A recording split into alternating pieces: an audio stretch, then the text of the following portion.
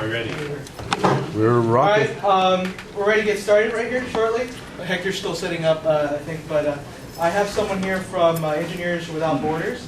She wants to talk about an upcoming event. So go ahead.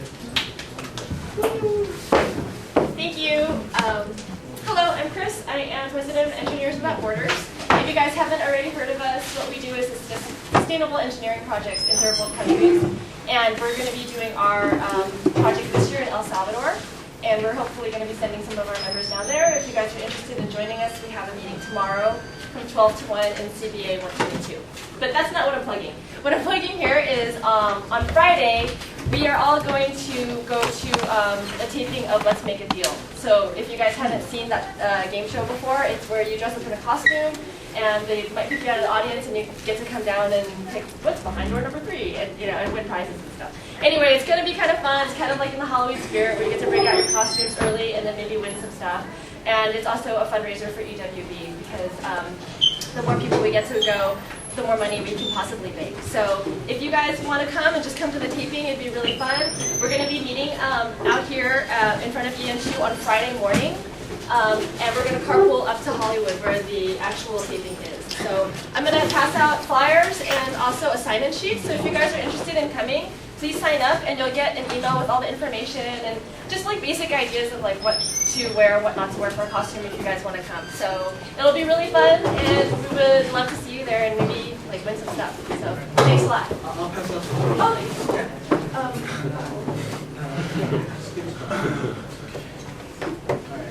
Oh,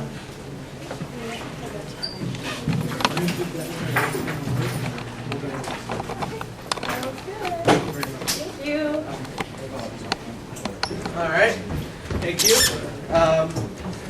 This is Hector Parra. He's a graduate student at UCI. He's going to be presenting on distributed revision control. So please give him your attention. A round of applause for him. Go ahead. Cool. Go with the camera? All right, handy. I'm here to talk about distributed revision control. Or please don't make multiple copies of files and send them through email. Just don't do it, please. Please. Just don't. Just a quick background. As you know, my name is Hector Parra. I'm kind of torn in between two things.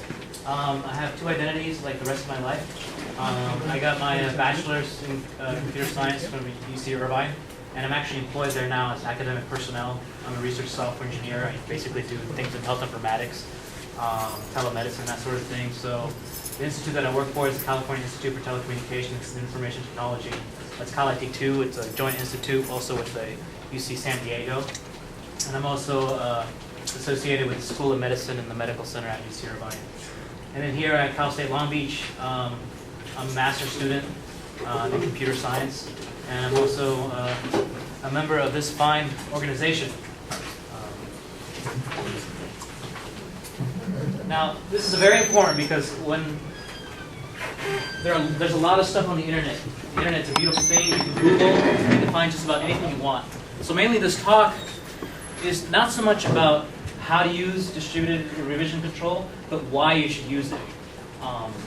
That's what I want you to leave with, is the idea that the next project you touch, whether it's a simple lab, whatever class you have, that you will begin using this because there's really no other way to go. Hopefully, what is this? Was it the red pill or the blue pill that you take? I don't remember, but hopefully this will wake you up. And so I'm going to talk on a lot of generality. I won't even mention the names or particular examples of both centralized and distributed content management because I don't want to poison your brain. I'd rather you just begin right from scratch. That would truly be the best way. So we've all built programs. We've all done things where it sometimes involved 1, 2, maybe 3 files in any number of your classes, and we were the only programmer. So very simple, right? You just open up a text file, you start coding. Maybe you start an Eclipse project or whatever. But the point is, it's just you, right?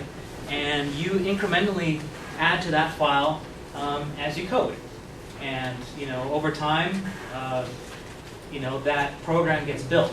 Now the interesting thing is, because it's yours and you're the only one looking at it, there's many times I'm sure that you've built code that actually doesn't compile, has mistakes, but you just saved it anyway because you'll get back to it, right? After lunch or after whatever class, or right before it's due.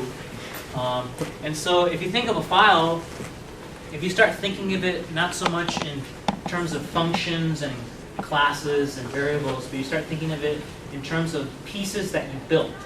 So maybe one day you designed a class, and then the next day you actually implemented the methods of that class, and then the third day you work on the user interface.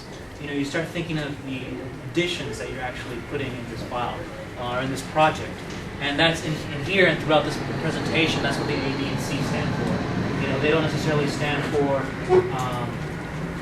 any particular special part of an application.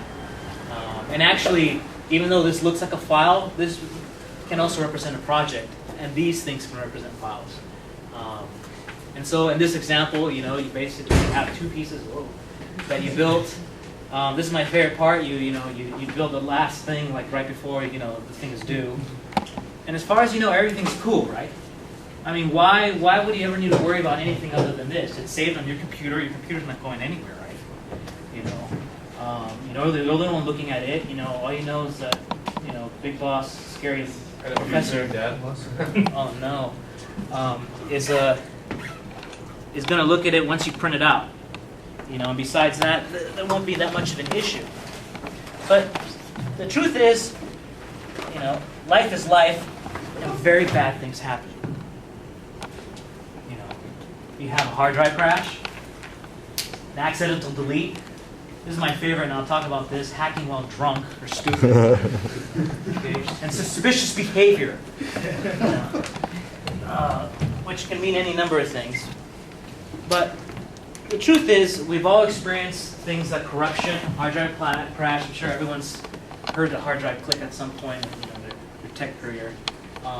An accidental delete can happen in one or two ways. You can literally delete the file. But how many times have you guys actually maybe coded something and maybe selected like a line of code and didn't realize you deleted it until later? Can I get a show of hands? And what do you do? You just Control Z, right? Is that it? But that actually goes into this concept of hacking while drunk or stupid. And that's actually just a general term of, we all have ideas. As programmers, we don't tend to think, linearly. We tend to think in trees, in graphs and whatnot. It's like, that's an awesome idea, or I can go here from there, but if I take this other route, that'd be cool. And a lot of times, we start building things prematurely. And the next thing we know, we reach a point where we say, you know what, this wasn't such a good idea. This class is dumb. This algorithm is not going to get done. I actually like my code the way it was 7 saves ago. But guess what? You don't have another copy. You only have this one copy. Now, how many of you guys actually foresee that or know yourselves well enough that you actually start making copies of your files and calling them _1 or _2? You guys make multiple Eclipse projects, test 1, test 2. Yeah, I know exactly what you're talking about. I actually worked with a grad student at UCI recently, like an awesome researcher, but he too was taking that Eclipse approach where he had the name of the project and then penned it by the number, and he had that up to like 5 or 6 or 7. And then suspicious behavior, it's like, hey, you never know what's going on. Cal State Long Beach is not a really aggressive, competitive school, but you start talking about Stanford and MIT and whatnot, there's some really cutthroat people out there, And when you start talking about hackers, when you start talking about money, when money is involved, sometimes suspicious things do happen. But this is with one person.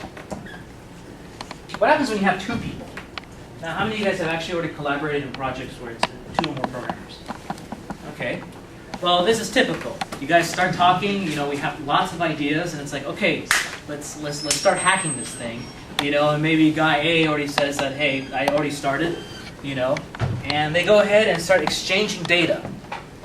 Now, I know a lot of you have done this before. You send your file through email. Other guy hacks it. Then he puts it on this flash drive, and you guys are in the lab, right? And then you realize it doesn't compile on the lab here, but it compiles on his machine at home. So then you spend all this time trying to figure out what's going on, only to realize that you also copied the Eclipse project variables, and you don't need that stuff because it's different over here, you know. And this can actually go around when you have two people. You know, this may actually work. How many have done this? Can I get a raise of hands? How many guys liked it? You know, how many guys actually got away doing it? Like it worked? You know, well, yeah, obviously, right? But it's not a pretty thing. So what ends up happening a lot of times is that once two people decide, like they have a good base to start with, you know, maybe they have a couple classes or something, a couple files that are like, this is our base, we're going to start from here, you know, and you know, you work on this part, I'll work on this part, and we'll meet Monday, you know, before it's due to put it all together, right? Easy, piece of pie. But the truth is, as programmers, we usually like to, you know, stick our hand in every pie, right? You know, we like to name our variables our own way. You know, and next thing we know, it's like, let's get rid of this method because we can incorporate it in this, or let's abstract this into two more methods, or something, right? And then, you know, next thing you know, you start with this base, you know, where the files have commonality. You know, let's say parts A and B, right? But then this guy went ahead and did C, D, and E, you know, for a certain subsection of what he was supposed to implement, and this guy did F, G, H, and I. You know, and the next thing you know, when you go to try to put it together, right? You cannot. You know, you guys both program the same function and do the same thing, but you guys coded it differently. You know, there's conflict, right? And so when you try to merge the files, which that's basically what's happening, you're trying to put both your files together. You have conflicts. The variables may be different, the methods may be different, the classes, whole files, maybe entire designs of the application may be different. You decided that you wanted to accept the arguments as numbers, and he's sending it as strings, or you know, you're passing by value, they're passing by reference. You know, lots of things can go wrong, and sometimes it may be something as simple as you guys are working on the same method, and this is what's most common. You're working on the same method, the same function, and you know, you guys just don't agree. You know, one guy says, you know, your code is crap. The other one says, I know exactly what I'm doing. You know, this is, you know, we're doing a depth search first instead of breadth, and there's a lot of arguing, etc. Now, just take that concept and add many people and many files, and you have a disaster. You know, just some anecdotal.